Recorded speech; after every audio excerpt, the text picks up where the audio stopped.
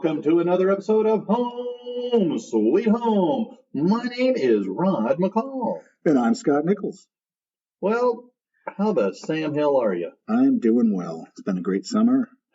Things are going well. Well, the rain has stopped and the heat has come.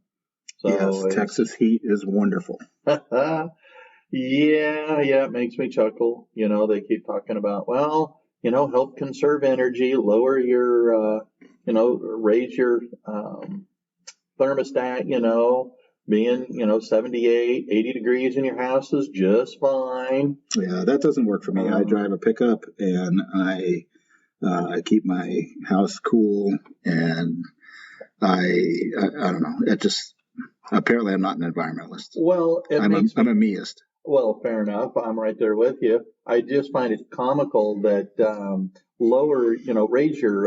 raise the temperature in your house to save the electrical grid, but plug in your car so it can charge, which consumes a ton of energy. Yeah, but that's overnight.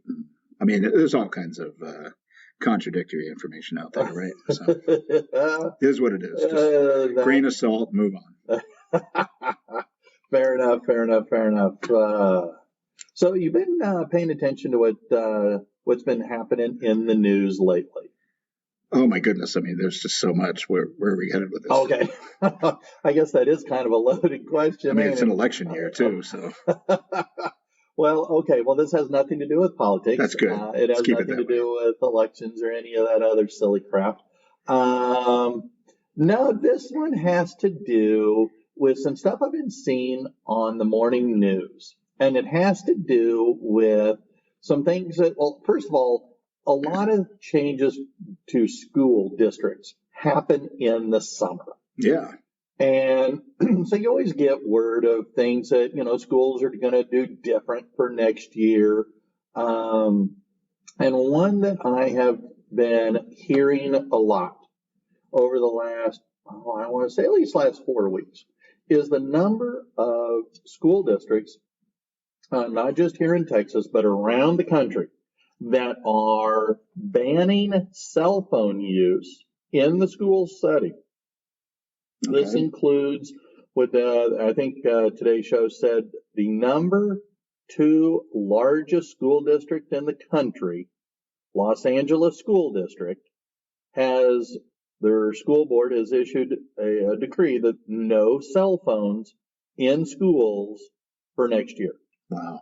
There's several school districts here in Texas, one down in the Houston area, one in the middle of the state near Fort Hood, have both made that clear. Several school districts here in the DFW area have been experimenting and piloting programs at certain schools. There's no cell phones.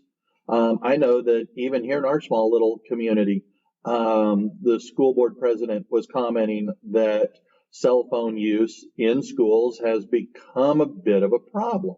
Yeah.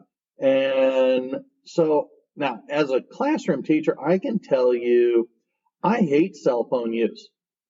I hate that I hate that I have to constantly fight against kids using cell phones in the class. And they go, "Oh, I'm just looking at the time." Yeah. I'm going, my butt. Yeah. There is, in the bottom right-hand corner of your laptop that each one of you children have, is a clock. Yeah. So don't tell me. Well, I'm done with my assignment. Can't I? I thought I could. And I'm going, dude, do you see the 4 signs around the room that says no cell phones? Yeah. Do you not remember just last class when I told you put your phone away? So, well, it's interesting, from a teenager's perspective, all adults are kind of stupid, right? Okay. So okay. It's a matter of them thinking that we just don't know, or they can tell us, and we have zero experience with these things. We don't really know if they're telling the truth or not, right? About what they're using. My favorite thing is the earbuds, right? The earbuds they wear, and then you tell them to take them out, and they're like, "Well, I'm not listening to anything." I'm like, but it's connected to your phone. Like, I know you're listening to text as they come in. You're getting notifications.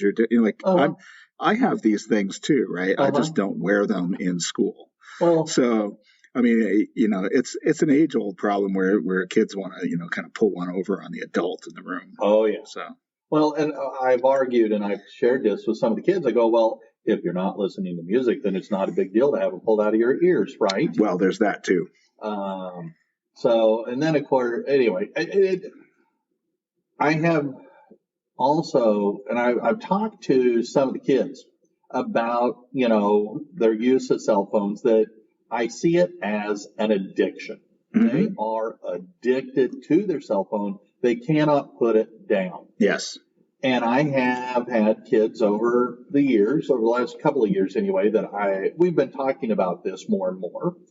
And like I said, I get at least one or two per class per semester. And they go, well, yeah, I used to be absolutely addicted. And it was having a negative impact on my mental health.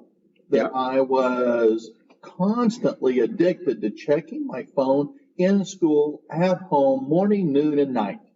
Yeah. And they would say that once they put it down, once they were able to break themselves of that habit, they were actually a lot happier and were able to have better relationships with their friends, family, and so on. Sure.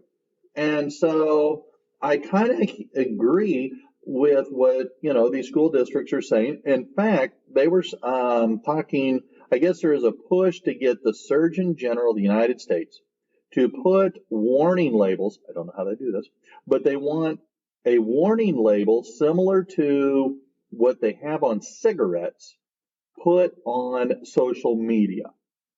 Okay.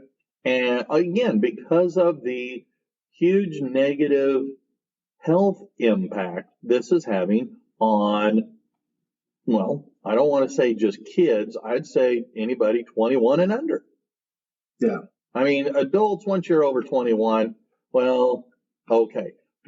I don't know. I think even some adults have a hard time putting phones away. I mean, I have a hard time putting my phone away, not for work. Yeah. So much, right? Like, I mean, when I'm here, I do my work, but when I'm at work, whether it's doing this podcast or doing whatever I'm doing. Yeah. But when I am home, absolutely, right? I could be watching TV and all of a sudden I find myself looking at my phone, scrolling. Yeah. And you just kind of get distracted into it. And it's like if your brain gets a little bit disengaged from something, it automatically goes to, oh, I've got this entertainment device, which by and large isn't that entertaining, but it occupies my time. Yeah, I will admit that I'm right there with you. Yeah. When Sharon and I are watching TV, a lot of times I will pull it out and I'll be playing one of my stupid little games. And so, yeah, most of the time, because I can decently watch a TV show, get the main idea of the episode, and, well, play on my phone at the same time. Right. And now I will say that when we go to the movie theaters, that phone is away, and I have told people near me that are playing on their phone, I'll look at them and say, can you at least put the damn thing away till the show is over? Well, you got guts, man. So, I mean, I put mine away for the movie, right? Yes. Mine's not necessarily away for the the pre-movie show that goes. Yeah, no. Partly because I'm looking up things about the previews and things like that. But definitely once the movie starts, mine is silent and not lit up. And that's all I'm asking. And I'm as annoyed as you are with the other people. I just apparently don't have the guts to say something. Well, I've only had to do it a few times. I flash back to that movie theater shooting so many years ago. Well. I think maybe it's not a good idea, especially in Texas. Yeah, no kidding. Well, to kind of go with what I'm seeing in the news, what I'm seeing in the classroom, I found this news article, and it's from Science Tech Daily, and it's titled "Children's Brains Are Shaped by Their Time on Technological Devices." So it's not just cell phones. It can be your laptop. It can be your iPad. It can be your PlayStation or Xbox. Mm-hmm. But the more time that they are consuming on an electronic device, the impact that is having on their brain development. Because we know, I think you and I both know, that a person's brain is not fully developed until age 25. Yes. And so Some say 26. really, I hadn't heard I 26. have heard that. Okay. But either way, we're talking your mid 20s. So when you are 12, when you are 14, when you are 16, you're a long way from 25, 26 years old. Right. And so you're And looking. I am currently a long way from 25 or 26 years old. Really? So are you, right? I mean, Just barely, baby. Just barely. So anyway, so I'm reading through this article and I was really intrigued because it looks back over a period of 23 years. All right. And this came out in June. All right. June of no, I take that back. Sorry, November of last year. All right. Right before Thanksgiving of last year. So basically since the turn of the century. All right. Since year 2000. And they have followed approximately or studied over 30,000 kids under the age of 12. All right. So we're talking 6th grade, 7th grade, and below. okay. And what they discovered was kind of very interesting. And what they're saying is that it has the amount of screen time can lead to changes in the development of the prefrontal cortex, which is that analytical part of the brain, the part that can focus on reasoning, the part of the brain that can focus on, how shall I say? I'm not a brain expert, so I don't want to get this wrong, but it is the last part of the brain to develop. Mm-hmm. So it is our most high functioning skills that we use every day. Sure. All right. Our ability to relate to each other, our communication skills, our mood or behavior. I don't want to call it modulators. Suffice it to say, some very important parts of our thinking. Yeah, actually, yeah. And our understanding of things. And so, so anyway. Decision making, all that kind of stuff. Sure, absolutely. And it even goes so far as its impact on our working memory. All right. Some of the stuff they came out with was positive, but a decent amount of it was less than positive. I have to say, I'm a little surprised that we even need a study on this. You and I, as kids, and I'm sure many of the people who listen, we were told, don't watch so much TV. Yes. Don't sit too close to the TV. Don't watch so much TV. What you think about is kind of who you become. I mean, there's all sorts of things, right? And I mean, even up to this day, right? Like up to very recently, I actually thought that a roadrunner was actually faster than a coyote, but I've learned that it's not that way. I actually learned that from social media. But it's that's how much TV I watched. You begin to think Looney Tunes was actually true, but it did make me enjoy classical music. Absolutely, right? There's nothing like that. So, whatever you do, whether you read books, whether you look at technology, I mean, whatever you're doing, whatever you're spending your time looking at and thinking about is going to develop who you are. And it's going to do it more so with younger people, but it's still going to do it for older people too. I mean, look at people who go to college and then change their thinking about things. Sure. So it's a matter of what are you spending your time consuming, right? Right. And of course, in school, we want them spending their time consuming the content and things that we're trying to teach them. Sure. No, I totally agree, and that is why. I will admit that it can be a convenient babysitter. Sure. And I've gone to. Well, Sherry and I will go out to dinner, and I will be looking around at other patrons at the restaurant. And I cannot tell you the number of times I see mom, dad, and kids on an electronic device. It's a lot of money to pay to go look at your phone. Well, yeah, get carry out and do it at home. Why are you at a restaurant? Right. Have DoorDash bring it to you. No kidding. but it's kind of like, to me, if you're going to go out, if you're going to engage, if you're going to be together, then engage together. Sure. And I will say that, well, I don't think she listens, but my sister-in-law, she has used electronic devices as a convenient babysitting tool for her kids. Mhm. And I get it. But here's the thing: lots of people do that. Well, exactly. And that part of that's, when you and I were younger, you kids made noise in the grocery store, parents got upset, walked them out. Right now, you just hand them an electronic device and shut them up. Right? It's like a pacifier. True. So Yeah. it's just easier, right? We do tend towards the easy, and so that's not a big shock. Well, and you're absolutely right. Most of us follow the path of water, Mhm. which follows the path of least resistance. Yeah.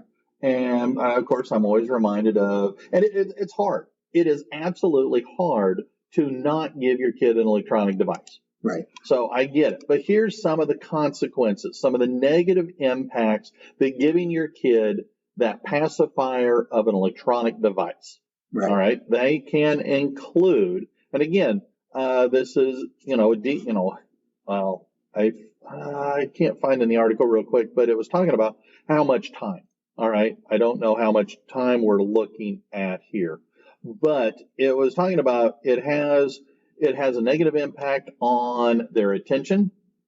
So their attention they can't stay focused on something as long. Right. It has a negative impact on their executive control abilities, which means your basic functions of being able to make decisions. All right, make good decisions. You get angry instead of being able to handle a situation of, how shall we say this, an interaction with man, I am just dancing all over the place and missing the mark entirely here. Executive functions are your ability not just to breathe and to walk, but your ability to communicate, especially communicate effectively what you're feeling, and do so in a healthy way that doesn't make people angry or pissed off. Right. And I think that you're stumbling to get that out is a perfect example. Executive function. Okay. Dang, man, I haven't been playing games as much. The other issues include your ability to control your inhibitions. Yes. So you're going to more likely lash out. Your cognitive processes, so your thinking skills. In some areas it will strengthen, but in other areas it will weaken, especially your ability to process and problem solve. They also includes your functional connectivity. So some neural pathways will develop stronger, but a lot of them will weaken as a consequence because you're only using certain parts of your brain. Right. Whereas when you and I were growing up, I don't know about you, but I know me. And my mother would always say, just go outside and play. Yeah. And so we did. And we played with the neighbor kids and we used our imagination. My picnic table was everything from a spaceship to a boat, and, things in between. We would build forts. My bicycle was an X-Wing.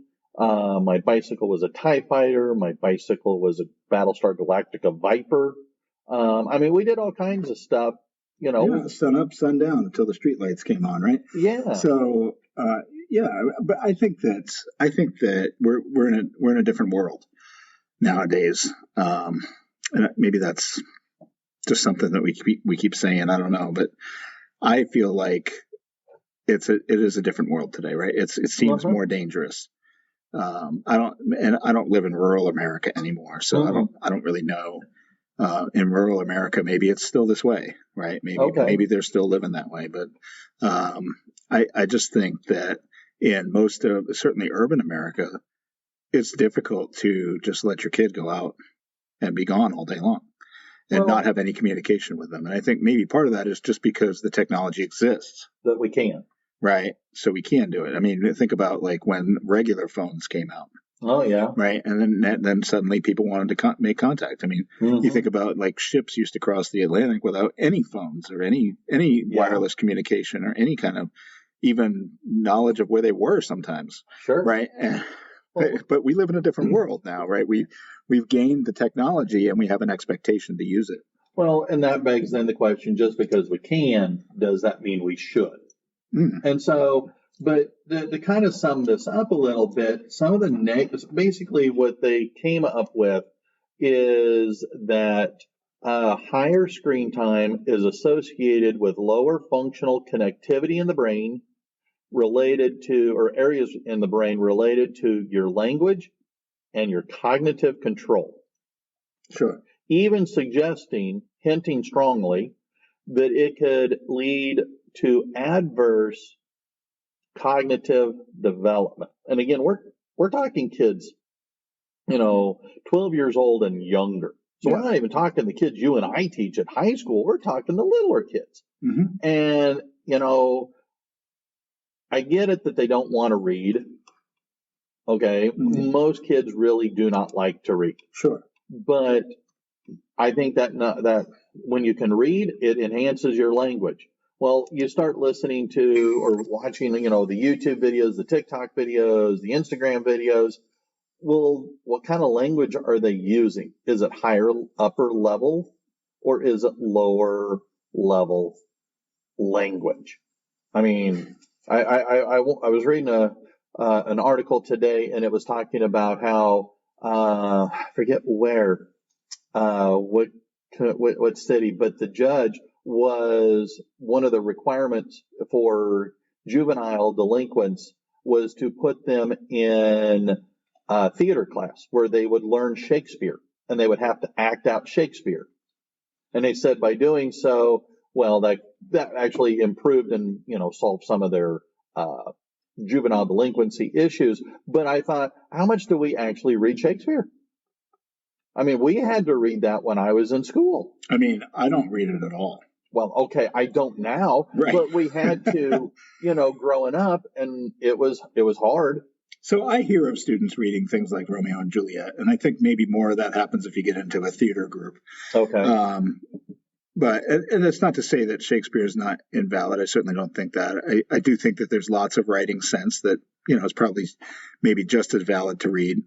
Different generations will enjoy different kinds of things, but reading is the important thing. I think yes. I agree with you there on that, right? And I think that I know that school districts across the country have shifted towards, and it's from the left and the right, in all the states, no matter which color they are. The states themselves have switched to this thing called Science of Reading, which really drives a much better reading program than has been used in 25 or 30 years. So, mainly at the lower levels, right? Yeah. In fact, I know that in Texas and in Florida, right, teachers have to be trained in this science of reading. Okay. And it's up through the elementary school ages. Okay. So it's a focus that's out there, and it's left and right. So this isn't a political thing, right? Okay. Everybody has recognized that students aren't reading well. They're not enjoying any reading, and they're just not doing it. And my wife and I were in a bookstore in a mall just yesterday, realizing that a lot more people were in the bookstores, and the bookstore seems to be doing well. Fantastic! I love books. And it's just we weren't in that one, but it's that one as well, right? I mean, I've seen that, but it seems to be that people are kind of reverting back to, some people at least, buying books, right? I mean, I spend way too much money on books, but I should be getting them from the city library. I did do that recently, finally, but it's something that kids need to be doing from an early age. I mean, my daughter teaches her son to read, and he's been reading more. And, my hope is that he develops a love for reading.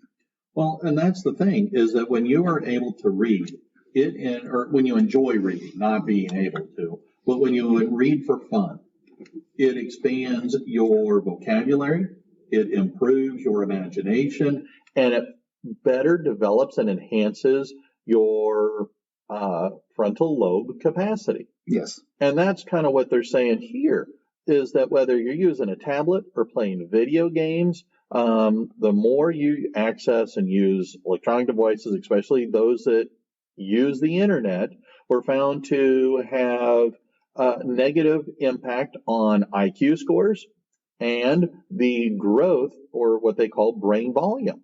The average, and I just, like I say, I really, maybe I'm biased. Okay, okay, I'll admit, yeah, I am biased.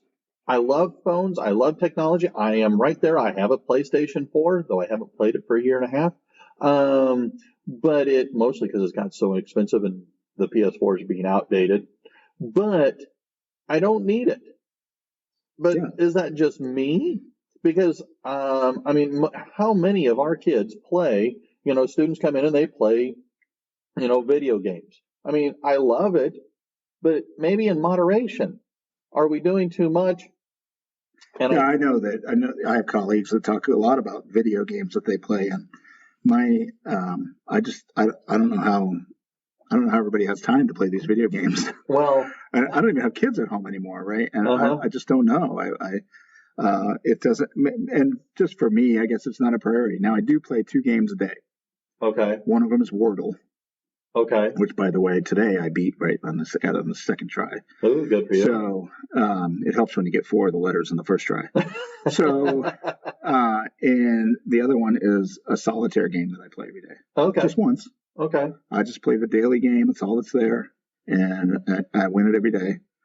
And but that's it. That's it. It's really the only games I play, unless my grandson comes over. He's 5, so sometimes we play like the old games. Yeah. That I have, because I only have a Wii, right? That's okay, sure. It's like ancient technology now. Right. But I play some of those old games with him. But even the Wii is like more of an interactive kind of thing. There's games where you're adding things, you're doing numbers, or you're doing sports. But these things where like I'm building an empire on my phone. I'm not saying people shouldn't play it, right? Do what you enjoy, I guess. But I just don't see, like, I don't have time for that. Well, I feel like I'm going to lose it anyway. Like something's going to happen to my account and then it's going to be gone. And I'm going to be super frustrated. Well, I will say that when I played the video games, I enjoyed playing them, but it was from a social perspective because I was playing with my nephews. Yes. Or one of my coworkers or one of our colleagues. He's no longer here at our school. He's moved on, but that was a way that we could stay connected. But as my nephews not only got older, but their families grew in size, well, their time became less and less available, to the point now we have I think it's been, a year and a half since we last got together and played on a Saturday morning. Sure. And again, but that was moderation. But how many of our students, how many young people, how many kids? I got one of my nephews. He'll be a junior in high school, but he's like a freaking vampire. Now that it's been summer vacation, he will sleep all day and play video games all night. Goodness, I've been reading like crazy. But so have I. That's what I've been doing with most of my time. But everybody finds something to do with their time. But yeah, I was looking at The Atlantic. I like to read The Atlantic. Okay, yeah. I know it's some people will be like, well, it's a little bit left. Yeah. So for the politics side, it probably is. Okay. For lots of the scientific kind of articles and just culture things, it's not necessarily one way or the other. Okay. But I also like to read The Economist, which is a little bit to the right. So, okay. But I did a search on The Atlantic for just phones in schools. Oh, sure. Okay. Right. Came up with 10 articles since 2009, and one of them is from 2012. Okay. That 20% of third graders had smartphones. Oh my gosh. And that's 2012. I mean, we're talking 12 years ago. Wow. Right? Okay, that 20% of third graders had cell phones. And that means that probably 80 to 90% of them now have cell phones. Right? Smartphones. Wow. And so, but the question, like, why?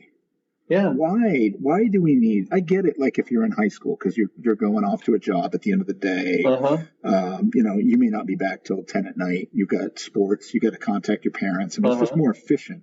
Sure. To be able to make some contacts when you're in high school, or maybe even late middle school, right, where you're doing sports or Sure. after school activities.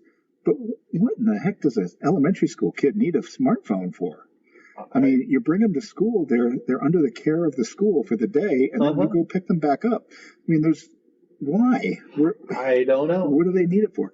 So, and that's a parent choice, right? Like, fortunately, we live in the United States of America, where we have a constitution, we got some got some freedom. We're not looking for the nanny state, but at some point, we need to be trying to get the education to be more forefront, and the distractions to be less. When I was in school, in middle school, right, in the early '80s, it was you couldn't even have headphones.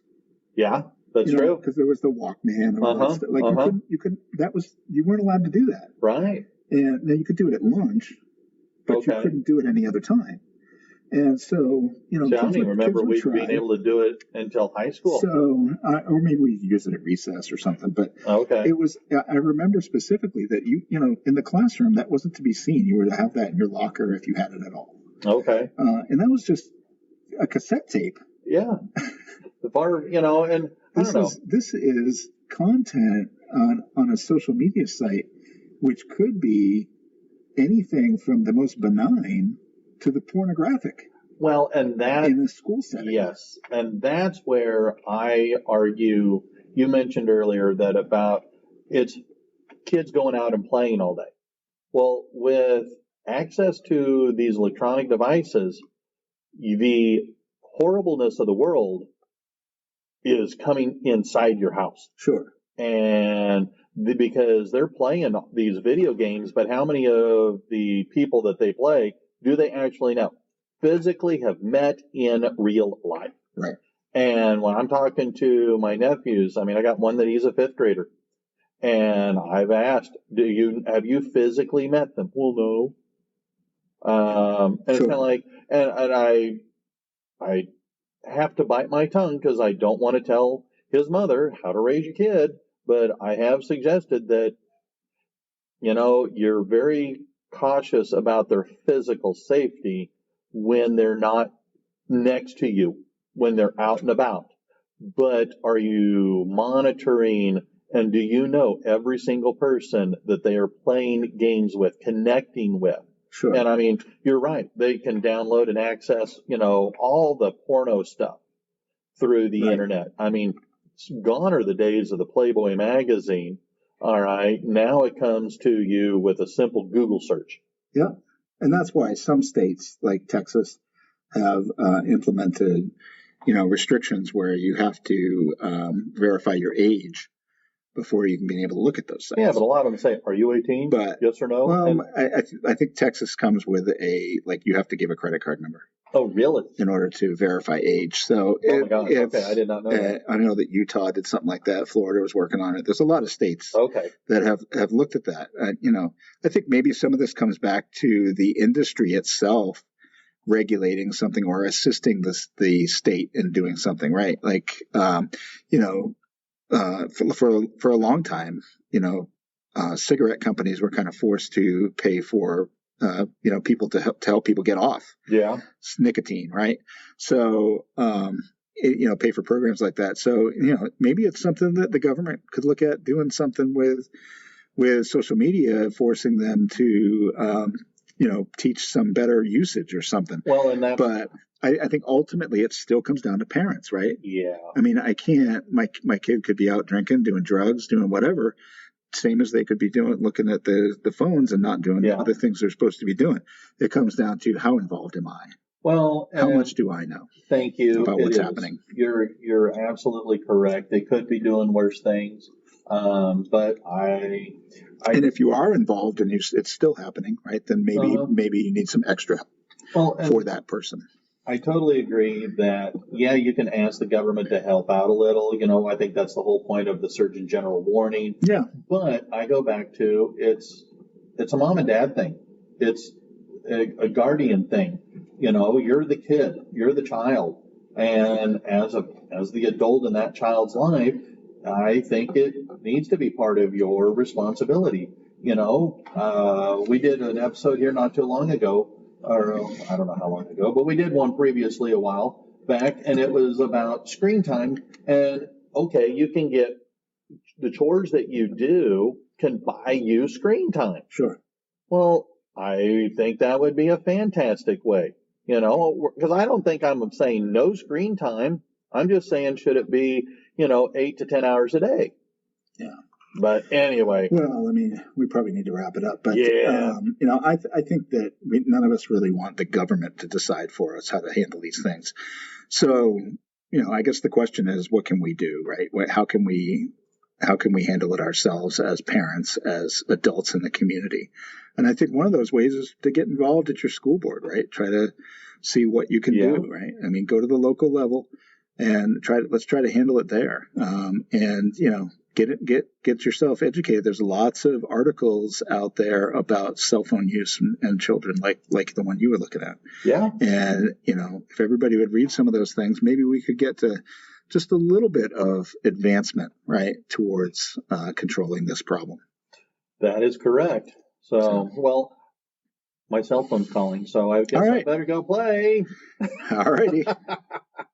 All right. Well, this has been entertaining and enlightening, so thank you very much for indulging me. And I guess, we're well over 30 minutes by now, so we'll call it a quick goodbye. So until next time, I'm Rod. I'm Scott. See ya. Bye-bye.